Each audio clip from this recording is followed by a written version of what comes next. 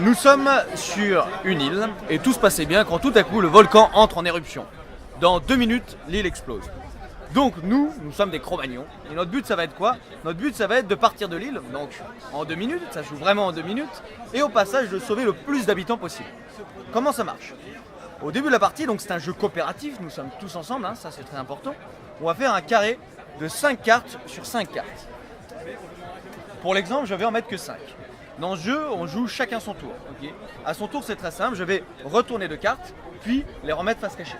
Chacun fera ça, etc. Donc pendant 2 minutes. Le but, c'est quoi? Nous avons 3 types d'habitants sur l'île. Nous avons des Cro-Magnons, nos semblables, des dodos et des œufs. Comment ça va marcher? C'est ces habitants-là qu'il faut sauver. Les Cro-Magnons sauvent les dodos sauvent les œufs. C'est-à-dire, imaginons que je retourne un dodo et un œuf. J'enlève l'œuf, il est donc sauvé. Si je retourne un Cro-Magnon et un dodo, j'enlève le dodo, le Cro-Magnon, lui, reste. Petit problème, sur l'île, il faut savoir qu'il y a 2 tribus, et malheureusement, elles sont un petit peu sectaires.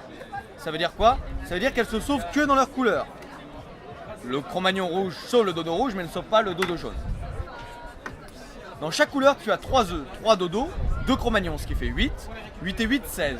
Le but est d'en sauver le plus possible, votre score donnera votre niveau. Mais sur l'île, il y a aussi des pièges, sinon ce serait trop simple. Premier piège, le mirage. Quand on retourne un mirage, c'est rappelé ici, on doit échanger les 2 cartes. Rappelons que c'est un coopératif, donc on peut communiquer autant qu'on veut. C'est l'idée du jeu. Deuxième type de piège, la ruche à mouchetis. Quand on la retourne, c'est rappelé ici, on doit tous taper dessus. À ce moment-là, une seule main, à ce moment-là, on perd donc du temps. Et enfin, le dernier piège, le pire et mon préféré, la tornade, nous devons tous faire un tour sur nous-mêmes. Perte de temps, perte de repère. Chaque piège étant représenté 2 fois. Maintenant, question que vous devez vous poser, comment sauve-t-on les Cro-Magnons? Les Cro-Magnons, c'est très simple. Il faut savoir qu'il y a un dieu sur l'île. Ce dieu s'appelle Gouga. Gouga, vous allez pouvoir l'appeler une fois par partie. Pour l'appeler, c'est très simple, il suffit quand on veut de crier Gouga. À ce moment-là, Gouga, il faut savoir qu'il sauve tout. Il sauve non seulement les Cro-Magnons, mais même les dodos et les œufs, peu importe les couleurs, c'est vraiment un dieu très cool. Comment ça marche? Imaginons donc c'est mon tour, en accord avec mon partenaire, je décide d'appeler Gouga. Je crie Gouga. À ce moment-là, au lieu de retourner 2 cartes, je nomme un personnage. Cro-Magnon. Je regarde, c'est bien un Cro-Magnon.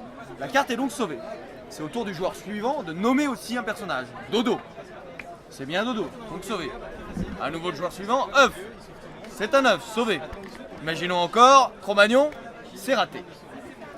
Tant qu'on ne se trompe pas, tant qu'on a bon, Gouga continue et il nous permet de sauver les cartes. Dès qu'on se trompe, Gouga est furieux. Il rentre dans ses nuages, nous ne pourrons plus jamais l'appeler.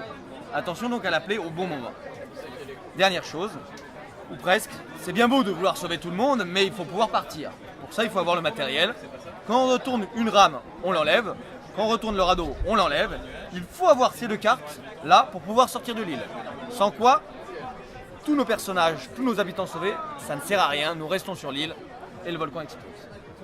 Donc les 2 pour valider. Le jeu joue en 2 minutes. J'installe donc.